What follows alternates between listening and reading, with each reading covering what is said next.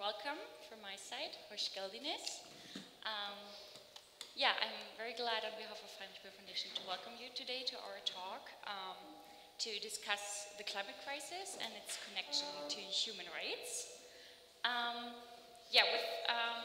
Without urgent action, the world will soon exceed the goal government set in the 2015 Paris Agreement of limiting global warming to 1.5 Celsius degree above pre-industrial levels or well below 2 degrees. The rise in the average global temperature to date has already severe effects. So we also have observed all around the world, and especially also in Turkey now, with water droughts and fires that spread quite more widely because of the drought, mucilage and many different other natural catastrophes that are directly linked to the climate crisis. And even though experts are constantly warning that we cannot exceed the 1.5 degree level, because then our livelihood and our future on this planet will be threatened. So far, political action, even though it should be urgent, has been very slow. Why is the climate crisis a human rights crisis? The climate... You might. Okay, is this working now? Now I feel like on a spaceship with so much technique around me, but okay. So why is the climate crisis a human rights crisis? It's endangering the future on this planet. It's endangering if we can live on this planet. And one very important aspect is that the climate crisis is man-made. It's human-made. We human beings are pushing this planet to the limit by exploiting it intensely.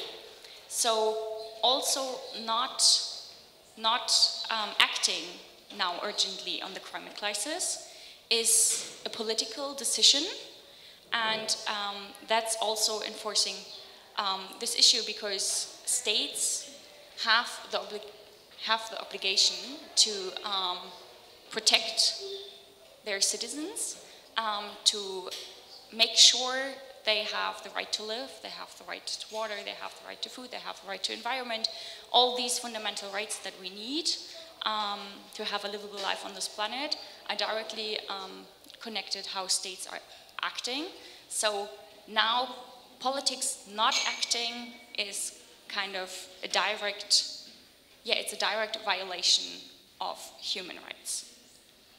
So I'm here now with experts on these topics, and we want to discuss a different dimension, different approach that we have, because the global crisis, it's a global crisis, but still our state world system is functioning in regional politics. So it's a global crisis, but still, even though we have the Paris Agreement, climate action is mainly based on national level.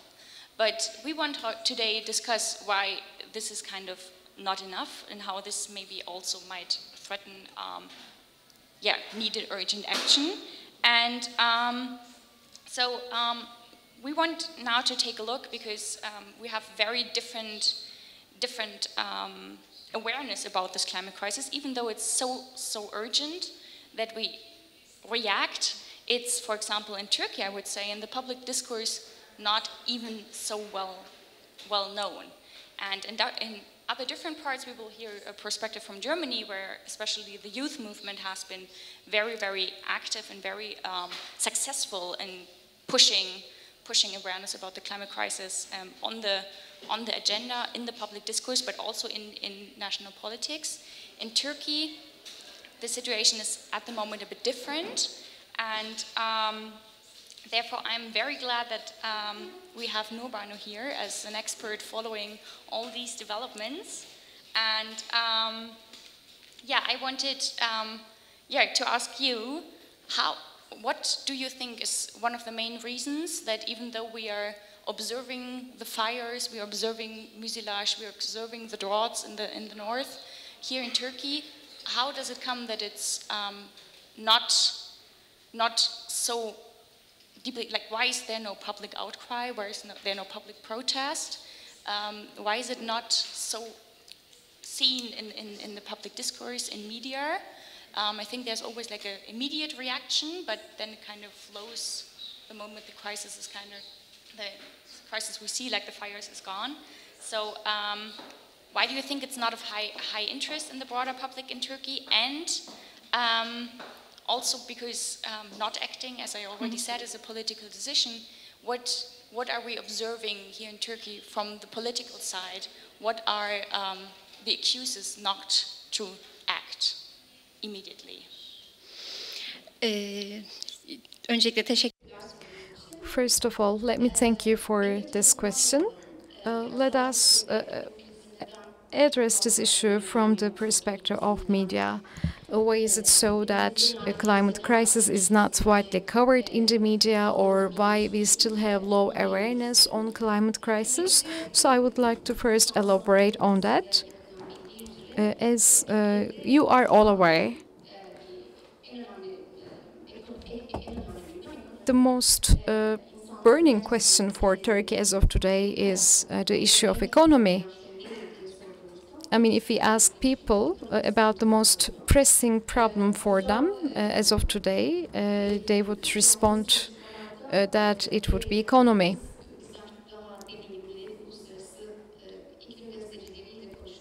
And when we discussed this issue with Mark Harstad's from Covering Climate Network, as well as other climate journalists or experts. By the way, he heard this from another Turkish colleague when he visited Turkey back then. People still think of if they will have a meal or not at their dinner table every day. So this being the case, they are not truly concerned with the climate crisis or other issues that will be important for their lives or affect their lives in the future. So economy affects us on a daily basis, and this is also widely covered in the media as opposed to climate crisis. But of course, we still need media to cover the climate crisis or emergency. But here we need to talk about the structural problems of media outlets, the media tycoons, ownership structure. Does not allow us to raise the real issues that we have. Most of the media outlet owners, due to political reasons, and upon the imposition of governments, they had to change hands. In other words, the media ownership was transformed from their previous owners to the government-imposed new owners. And by the way, one cannot really make profit out of journalism or media business. So most of the media companies owning these media outlets, they have, for instance, energy investments. Some of them are active in energy transmission or geothermal power plants or even oil refineries.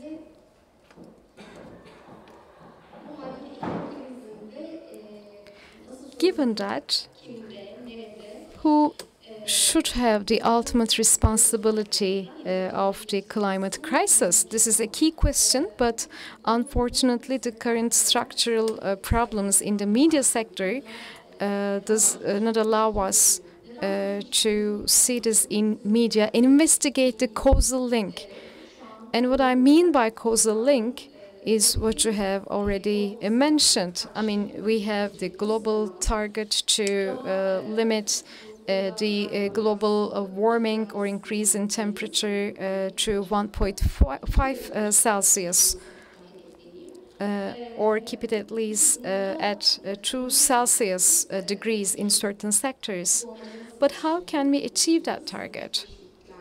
Of course, we need to, we cannot go as business as usual. We need to completely leave away the fossil fuel sector. We should definitely stop using any coal or other fossil fuels in our daily lives. Kendileri medya şirketlerinin kendileri bu şeyde olduğu müddetçe bu endüstrilerin içinde olduğu müddetçe haliyle onların çalışanları, gazeteciler de çok iyi anlamda bu alanlara yönelemiyorlar. İkincisi de Türkiye'de evet büyük ana akım medya. Also, secondly, in Turkey, there is a serious dependence on advertising revenue. That's the current model, and there are different company models in Turkey. And when I say advertising models, I mean, income that is coming from fossil fuel industry. So this is a matter of interests, mutual interests. And the media system in Turkey has changed dramatically in Turkey, and we see the emergence of a new independent media, and many of these media outlets are actually funded by their viewers or their readers. And I'm one of, I come from such a media outlet myself, but here's the problem in these areas. There's a lack of specialization. So there are very small news rooms, and yes, people are well-intentioned and journalists are well-intentioned, but one journalist cannot cover 20 different areas. That's the case in Turkey, and they need to do this on a day-to-day basis. They need to focus on politics and environment, and at the same time they need to cover sports events and politics, women's issues, this and that. So it's a very wide range, and you don't have a lot of specialization in Turkey, unfortunately. And when it comes to the climate, obviously this is a huge chapter. When a journalist reads something about COP or the Paris Agreement, all these important events, they can only give the gist of what happened, and sometimes they even fall short of doing that. You talked about wildfires, and on the one hand, yes, within the media system, actually, last summer, actually, we had a series of very grave wildfires, and the media and also certain segments of the society, turned a blind eye to these wildfires, or depending on our political persuasions, we made sense of these wildfires in a certain way or another. And Konda, a pollster, a Turkish pollster, they do carry out a survey every year on awareness about climate and climate crisis, and here's what we see when we look at the results of that survey. Last, a big portion of the society, 75%, they're aware of the climate crisis, they're concerned about it, and they know that it's man-made. And this conviction is increasing day by day, because in our day-to-day lives we actually see and experience the implications of climate crisis. But causal links, when it comes to causal links, if it's man-made, what causes climate crisis? The answer to that question is not so apparent. When you look at the society and when you look at journalists as well, there's a lack of awareness. For instance, when it comes to wildfires, more conservative people think, or right-wing, right-leaning people believe that, these were actually perpetrated by terrorists, started by terrorists, and left-leaning people thought that these wildfires were caused by rampant zoning of forest areas. That's what people thought. But when it comes to the climate crisis, whether climate crisis played a role in wildfires or not, we see that there isn't a lot of awareness about that. So all in all, just to wrap up, I could say that yes, we need to raise awareness when it comes to these issues in the society. And media plays a very important role as well. And yes, we're all bound by our ideologies, both as individuals and as journalists. We carry an ideological luggage that needs to be taken into account. And large swathes of the Turkish public are have this aversion to news. I mean, we have this aversion to receiving news and reading news. Reuters had a survey, and the survey tells us that. Why? Because news. When you read the news, it's full of bad news, and we're subjected to awful news such as catastrophes and floods. Cease not. In the west of the Black Sea region, we had floods, and many people lost their lives, and we had infrastructure problems in the region as well, and we had wildfires as well, and not just in Turkey, but in Greece as well, in Spain, in other Mediterranean countries, we had these wildfires. And also in the media, when you read these news, you try to, in order to protect yourself, you try to avoid these news because at the end of the day, you don't want to be demoralized. But on the other hand, in the media, you still see that we don't really see enough coverage about the climate change, what the solution could be. Unfortunately, there's a lack of coverage and a lack of understanding in Turkey, so we have a long way to go, I think, in this regard. And this also has an impact on policymakers and the society at large. But there are some good signs as well, so that's how I would like to finish off. Thank you very much. Clara, coming to you, we just heard now that here in Turkey, like the media awareness, media itself is tackling different crises. Also, like Turkey itself is not only affected at the moment by the climate crisis, but also by economic crisis. So here it's not so much in the public discourse. In Germany now it's quite different, and this is thanks to the very active climate movement, also like the young climate movement.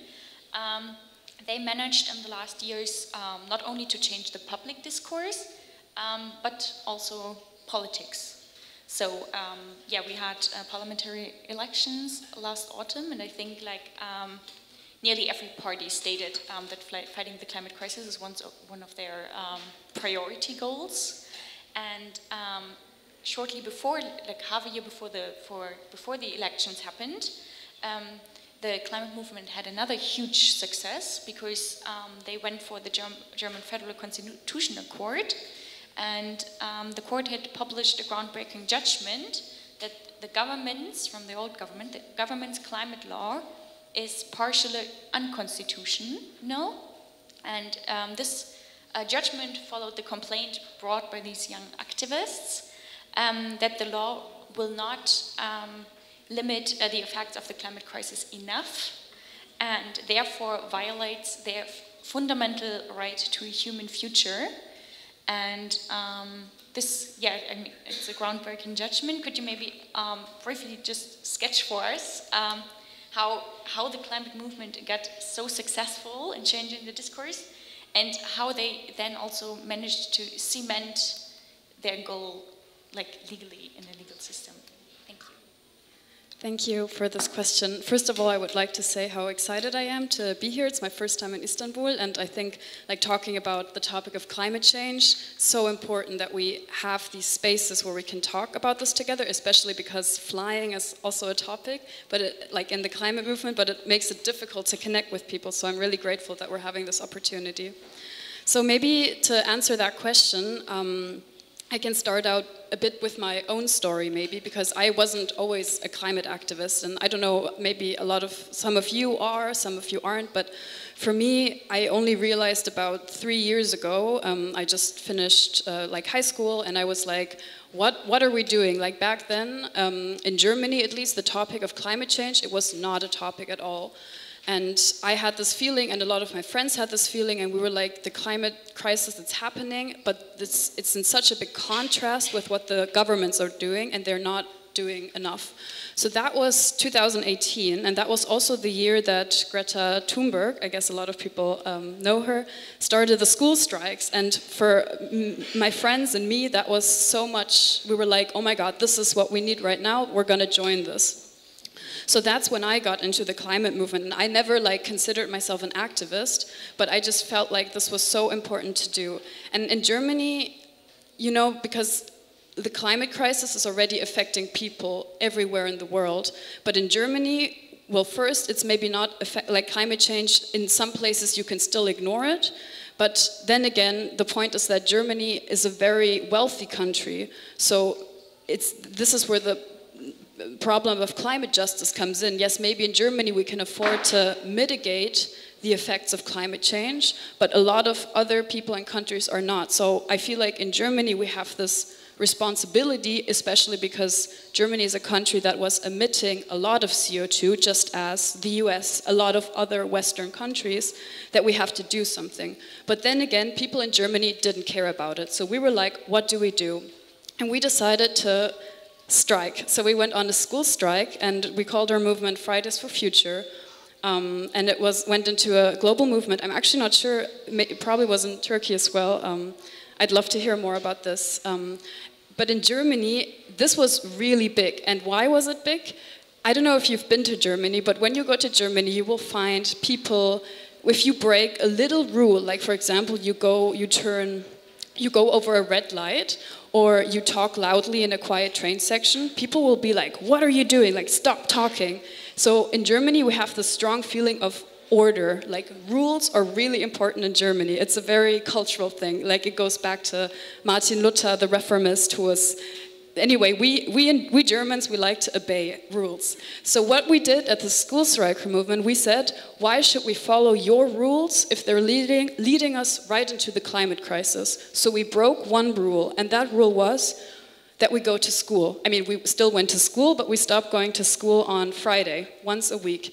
And this went into a huge discussion all over Germany. Like, teachers were like, what are you doing? The kids are not going to school, what's going on? The politicians were involved. They were like, you know, politics and climate crisis, that's only something for adults. Like, you shouldn't talk about this.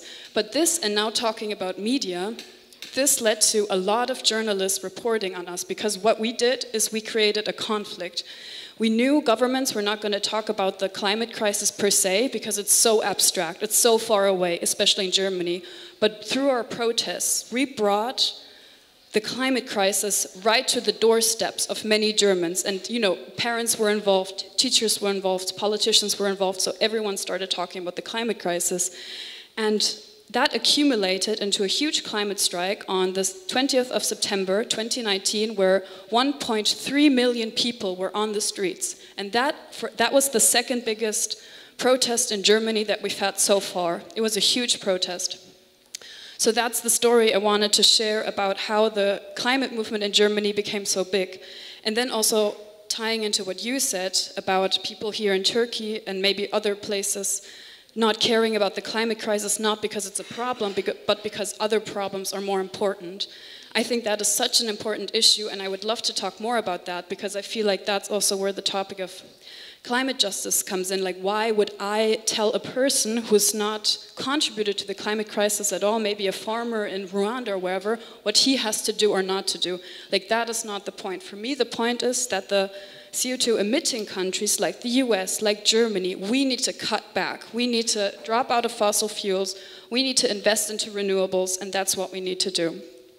And so my final point is that, you know, a lot of people have this image of Germany as this like really environmental friendly country, and in some ways we are, but I think what we really excelled at is having a climate-friendly rhetoric.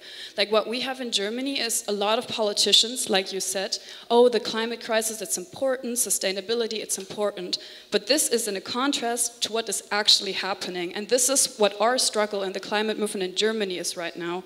How do we get politicians to not just talk about the climate crisis, but to act on it? So the next thing we did, also coming back to your question, we were like, if politicians are not changing something, we will go to court. We will drag them to court and have it like black and white, pinned down by the government that they're not doing enough, because we knew that they were not doing enough. And this is actually a big success. So for me, like protesting, it is on different levels. Like it's so important to have the grassroots level, local people like activists like us doing what needs to happen. But then again, we also need the legal path. So we go to court, we have all these rulings, that's also important. And then we have the government institutional arena, and we also need this. So to wrap up, there's still a lot to do. Germany's not as environmental friendly as you think.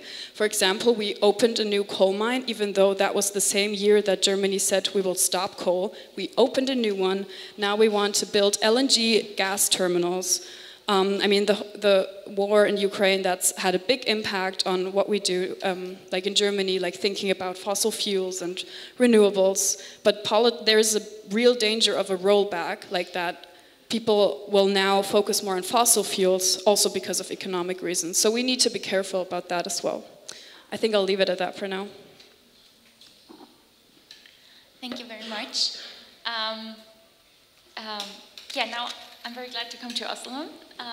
Welcome. Özlem, you're a lawyer, so you have a legal background. So I'm now looking forward to hear from you how maybe this way, like it was in Germany that where climate activists went to court, but also in the Netherlands, climate activists went before to court. And I know like the Turkish government decided to ratify the Paris Agreement quite late. They are drafting the climate law at the moment. There has been like the Climate Council in February, where the climate movement and climate experts from all over Turkey came together. So I would now, from your background, you attended the Climate Council, so I would be very interested if you could share with us to what extent has the climate law and the discussion and the construction of the climate law has the climate crisis been discussed also as a human rights crisis? Is this addressed? And if then the final climate law turns out to not fulfill the goals set in the Paris Agreement, do you think that actors in Turkey might choose the German and the Dutch way and really go to court and sue for a better climate law? Okay, thanks. Çok teşekkür ediyorum. Thank you very much. I hope you can hear me. I had to change my seat. Now I'm under this. I didn't want to be under that spotlight without seeing you at all. First of all, I'd like to thank the organization committee for bringing us together. Now, just like Clara, let me introduce myself briefly. I think this is an important get-together because in Turkey, the climate issue is not seen as a human rights issue. Sadly, that is the case, and we need to ask this question and answer this question in a collective fashion. If this is a human rights issue, then how should we work to sort of push things forward? How can we work together to claim our rights, and how can we hold politicians accountable? That is our right as citizens. And for long years, I worked in the field of human rights, and I see myself as a human rights lawyer. That's how I've always defined myself. I've always tried to improve myself in this regard. And then I met the ecology struggle, and I was the legal consultant of the environmental association, Doğa, Derneği. When you're a lawyer interested in environmental matters, as you would imagine, you take many people to court and you try to get cancellations, and then another project pops up, and then you take them to court. So in a way, it's exhaustion. You feel spent as a lawyer when you work in this field. But obviously, as you continue to work in this area, you also realize the following. When we were the lawyers of the Doğa Derneği Environmental Association, people were like, "Oh, are you trying to defend flamingos?" This and that. There were so many misconceptions about what we did, and but then I realized really how important a life of a flamingo is, and how we're all connected. Just like Spinoza said, us human beings, we're not a part of the nature, a mere part of the nature. We are just a small part And then you realize that as you defend your rights, you actually defend rights of the nature, rights of the environment, that we're all connected, and that changed my paradigm vis-a-vis law and how I use the law. Yes, climate change, climate crisis is man-made, and it is a matter of human rights indeed. And in countries such as ours, human rights area is full of infringements, violations, and a series of burning issues. And our plate is full. Maybe that's why we do not prioritize the climate issue. And when we talk about human rights, when we talk about human rights, some people are, we know that some people are dehumanized, and, we are against that. We need to defend our rights vis-a-vis the environment, and we need to realize that environment has an impact on our rights as well. And I also represent the Bar Association of Turkey at that climate council, and we were discussing many things in that committee. And in February, we had a summit in Konya, and there were 600 participants. Tam da Covid dönemi böyle 600 kişi. And it was during the COVID-19 pandemic, and we were 600 people gathered there, and none of us, to the best of our knowledge, were contracted. So we were happy. And it has been months that we have been waiting for the decision, and only last week it was announced Turkey's nationally determined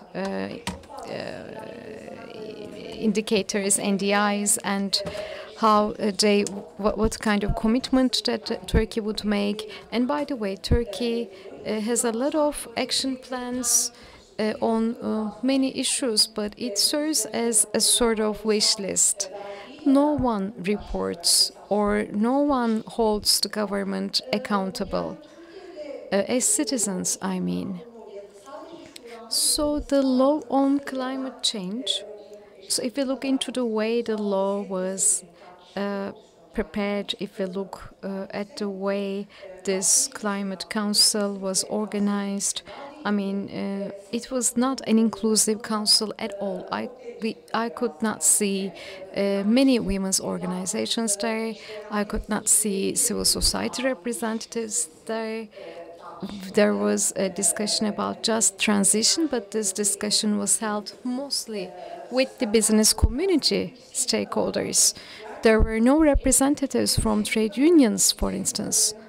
Yes, in Turkey, trade unions do not have climate crisis in their agenda, and perhaps they don't have any action plan yet.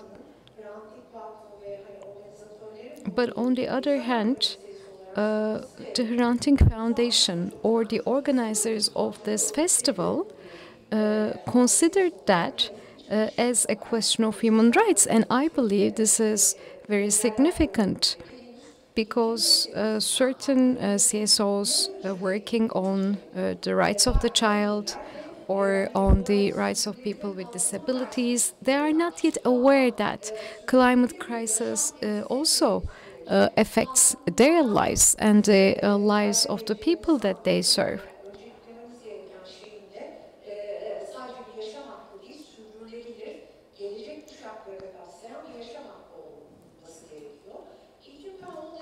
So this should be included in our right to life in a way that also covers the next generations. And I would like to also talk about this process of making a new legislation on climate change. So lawyers and experts should be involved in that, but we have not yet been proposed with any draft law or any bill. Of course, we will be following up on that. I mean, this is climate emergency, and when we discuss it from the perspective of human rights, then it is not only a matter of just canceling a project. It is not only a matter of repealing a license for a mining company. it has some other fundamental human rights related aspects. So I expect that in Turkey we will have more room for this discussion. Perhaps you are well aware that there was the destruction of a wetland in Marmara Union, and there was we filed an action, a lawsuit against the Marmara Union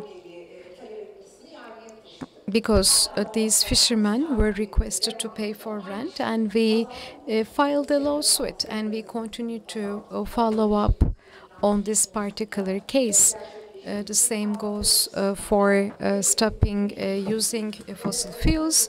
So we will continue to follow up on all these actions. And how can we achieve that?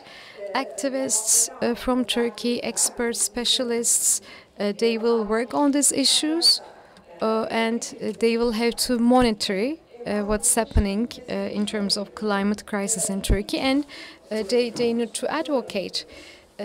We are all legal experts. We are also teaching law, and to pursue justice, we need to follow up on these causes. And I would like to talk even more about this in an extensive matter, but let me stop right here, right now.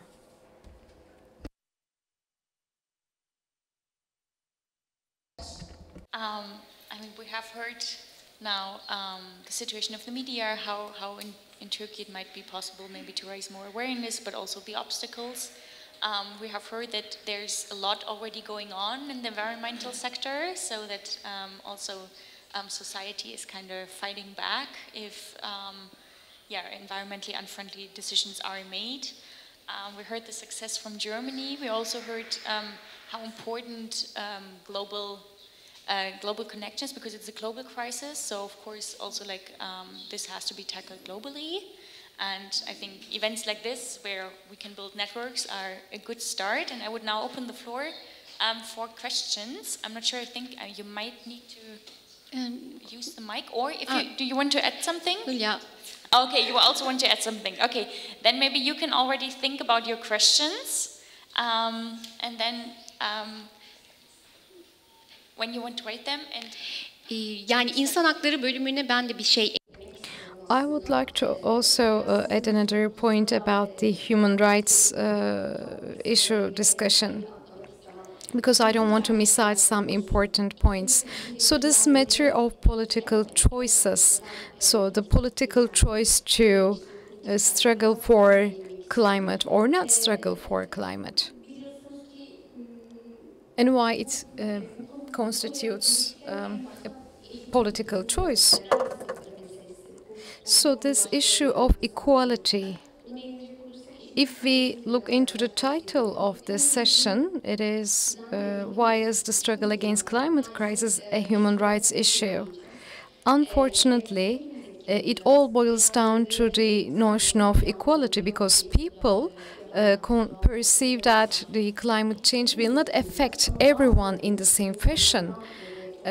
Indeed, all of us will be affected, all our nature, oceans, everything will be affected, but of course some will be affected more than others. When we look at the carbon emissions historically, of course it is the developed countries, industrialized countries, such as the US, they are the main polluters. So it's the US, the EU, Germany, so these countries are not so green in inverted commas. So we need to remember the responsibility of these polluter countries, both for today but also historically. And the other question is, who is affected by these crises? So there is a huge gap between the developed world and the developing world,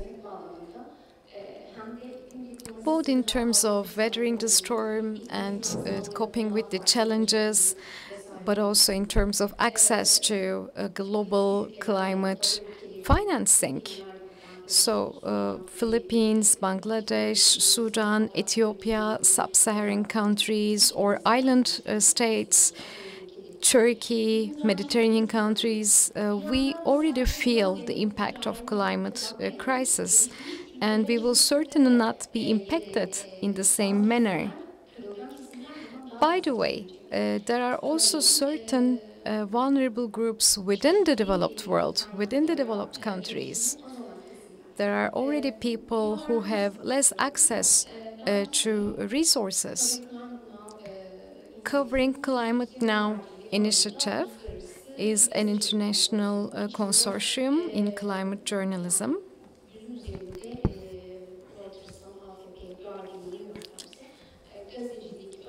With more than 100 journalists from Reuters to Associated Press. And I was in a jury for a climate journalism prize. And the prize was awarded to the Globe and Mail newspaper. So in Canada, they covered the heat waves and then the floods. And when we look into these news stories that this newspaper covered, the best storytelling was from Vancouver.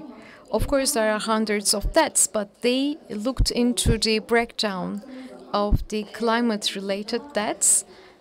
So when they looked into the neighborhood level, they found out that it is always the poor people in suburban areas who has higher death rates because they have limited access to forests, to trees. They don't have ACs at their homes.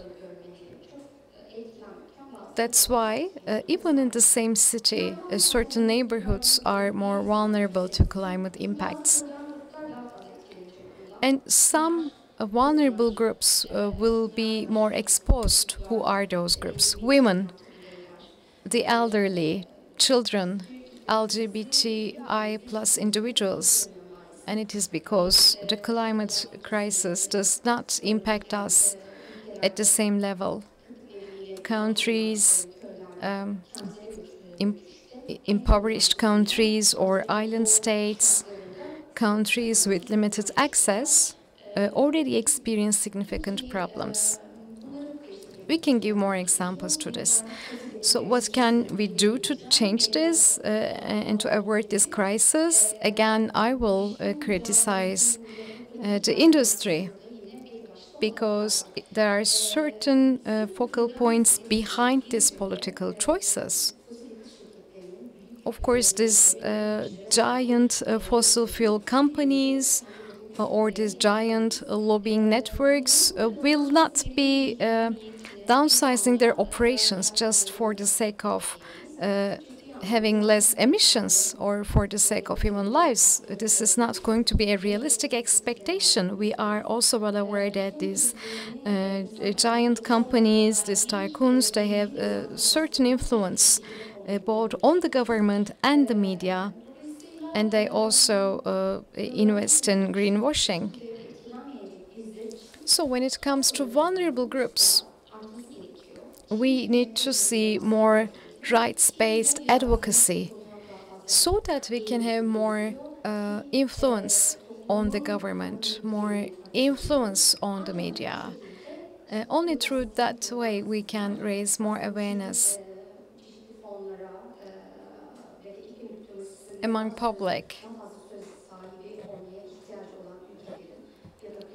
And in this way, we can give more agency and voice to the countries who need to be more actively participating in climate-related decision-making processes.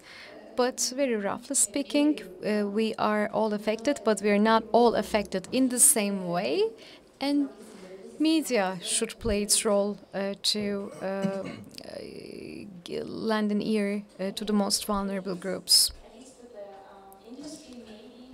The European Green Deal set by the European Union might lead for some change because, Turkey is one of the biggest trading partners of the EU, and with the CBAM regulation, they would face a lot of costs if they are not changing the industry, but that's a total different topic, not to open that. I already saw some raised hands. I'm not sure. I think you might need to get a microphone. You wanted to add something as well? but maybe to get you in. Yeah. Teşekkür ediyorum bilgilendirme için. Thank you very much for this very informative session. I'm one of those politicians that you have just mentioned. So I was following very closely the Hrant Dink Foundation's festival for the last 2 days. My name is Turan Aydoğan. I'm the Istanbul deputy of CHP, Republican People's Party. So, we have heard criticism about media, but there is one thing that cannot be ignored. The neoliberal policy is flourishing worldwide, and they have also led to populist repressive regimes. We see the examples in Russia, Turkey, Hungary.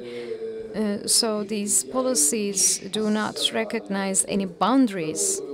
So it is now commonplace, and there is a common threat in these authoritarian populist regimes, and this is also something we try to struggle in our country. So there are these certain structures that exert control over media, the judiciary, and they manage to infiltrate any intentional mechanisms into the legislation in order to curb human rights struggle. Of course, we can use different methods. We can try to look into that through the lens of equality. It is indeed a human rights issue. However, we have now arrived at such a crossroads that the civil society should directly interfere in these problems, because we are now almost in this bipolar or binary world. On the one hand, we have the authoritarian regimes, and on the other hand, we have more democratic regimes that would embrace dialogue and participation. I mean, Turkey and other populist countries with populist leaders that I just mentioned, we have to join forces to act against this neoliberal order. If we fail to do this, I think all these debates will not be meaningful. They will not have the agency to change anything at all. As I said, I'm an Istanbul MP, and yes, we have the Turkish Parliament, we have the Committee on Environment, but we cannot achieve anything over there because the politics have completely cut off its relation with the civil society. So we need to wage a total mobilization, a total struggle, I would say, against climate crisis. In my own city, Rize, İkizdere, there are people who don't want to change their lives in this neoliberal order. There are women who would like to protect their nature, and there are also politicians like myself who stand against the climate crisis. So we should join our forces. Turkey did sign the Paris Agreement, but it took us many years to lobby for Turkey to sign the Paris Agreement. And we all know very well why Turkey signed this agreement so late. It's just only for financial purposes, having an access to climate financing, and also then there would be some UN sanctions. Turkey would not be able to use international loans if Turkey wouldn't have signed the Paris Agreement. And there is also this Canal Istanbul project, the mega canal project. We all spoke up against this, but I believe that we all have a responsibility in that. We wrote petitions worldwide to international community, but we haven't heard back. So we need more solidarity at international scale. Yes, as politicians, we can always be the scapegoats, but for instance, I keep my doors open to anyone. I always make an effort to be in dialogue with anyone. I work with many CSOs, many organizations. However, it is not really possible to continue these activities if we don't have any breathing space for CSOs. I have taken lots of notes during these 2 days, and I will be taking my notes back to the Turkish Parliament. So everyone talks about development, but what really matters is a rights-based development. And we cannot really join our forces, and this is mostly because of the disinformation imposed on us by these populist regimes. Thank you very much indeed. Thank you very much. Had, in addition to our panel, also like a perspective from the political side. Thank you. There were more hands up before. Yeah, I think in the back and next. Hello, thank you very much. I have a question to Clara and maybe Julia, but I would also love to hear the opinion of the, I forgot your names, other two panelists. You have talked a lot about the success story, let's say success story of the movement, Friday for Future movement, and also the topic of climate culture, climate justice. And I think Özlem mentioned that the question of climate justice is not only a question of the gap between the North and the South, but we all know that especially in countries like Germany, the ecological movement is a very privileged movement, so it's not only a question between North and South, it's the same question in Germany itself, or countries like northern countries like Germany. So my question would be, what do you think the movements should do to open or represent, on the one hand, marginalized group, migrants in their inner organization? So I think the Institute for Protest Research, for example, wrote that that people of color are really underrepresented in these movements. And this is not only a question of representation, it's also a question of the topics we're focused on in these movements. And I'm wondering, is this, what do you think for civil society, is this a too big burden on the shoulders of some students who are doing this protest and are finally politicized in these countries like Germany? I mean, it's really a big thing that the youth movements are so politicized through Fridays for Future. Is this a too big thematically burden, or should it open more to these topics of climate justice? Sorry, it was a long question, but I tried to sum up somehow. Absolutely. Thanks so much for that question. It's such an important question, and we can't talk enough about that. So, I mean, it basically ties into what we were discussing before and what you were sharing, for example, about the situation in Turkey, where, like, for some people, climate change, like, why should they worry about climate change if on a short term, you know, people are worried about getting fired from their job, or having enough food for their family, or racist struggles or whatever. I mean, I had to think of the situation in the US right now. I was there 2 weeks ago, actually in Buffalo, and you know, I went there and I was really motivated to talk about climate change, and everyone was like, yeah, you know, it's an important topic, but I'm sorry, I just can't deal with this right now. You know, last week there was a racist attack in our neighborhood.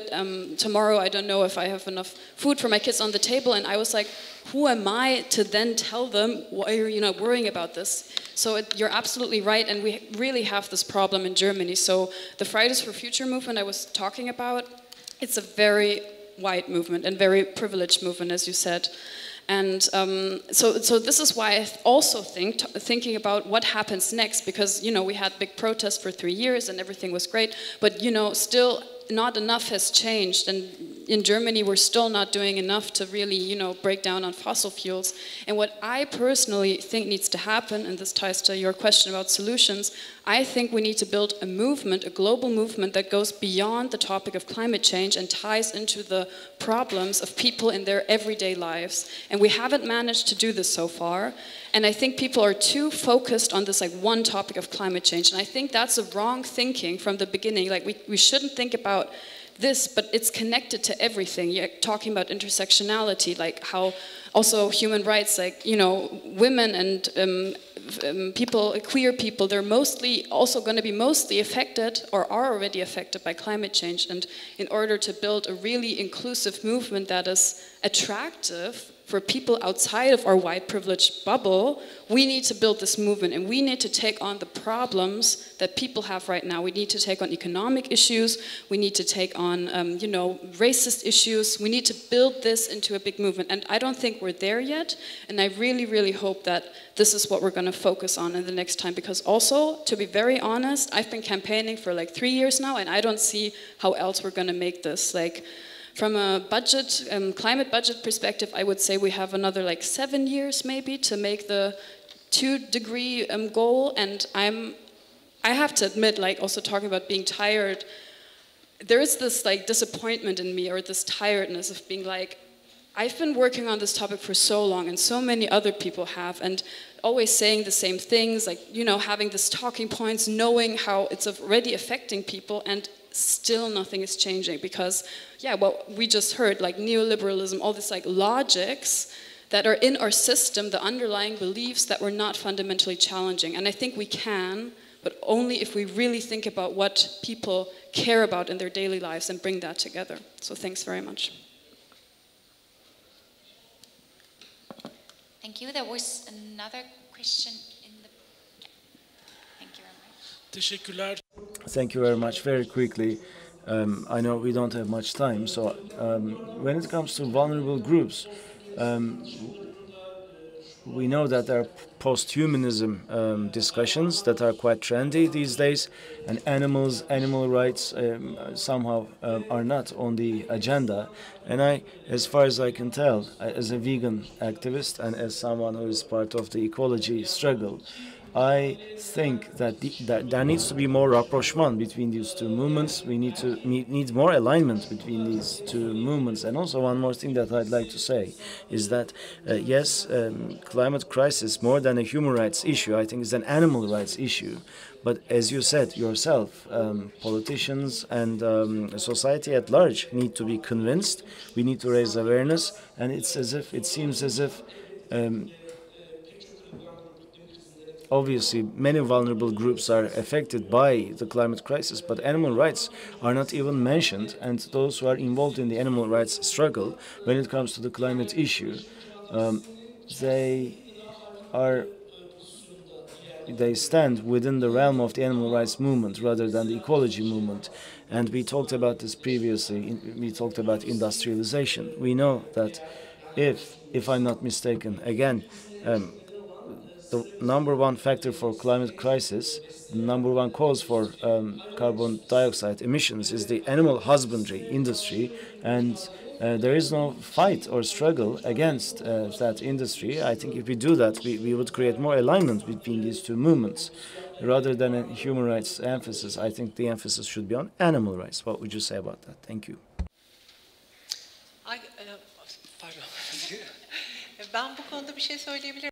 And here's what I'd like to say about this. Yes, the animal rights struggle and speciesism, vegan activism are hot topics in Turkey. We debate these topics in Turkey as well. But I could also say that human rights, animal rights, and environment rights, I mean, that's the struggle that we're engaged in. And the nature, the environment encompasses this all, I think. And unless we understand the relationship between the part and the whole, we will not be able to create alignment between these movements. Just like you indicated, those who are involved in the climate crisis, climate struggle, human rights defenders, I think should know much about biodiversity, gene diversity, species diversity, because these are all interlinked with the climate issue. And yes, vegan activists and animal rights defenders actually focus on the link between the biodiversity crisis and the climate crisis, and that's their stance. That should be their stance on this, and this would help us overcome the discussions of speciesism. and ethics between things that are alive and things that are not alive. This is at the gist of legal philosophy. I think it's a fruitful discussion to have. Obviously, we shouldn't just focus on the human element, because such an approach would not help us fix this problem.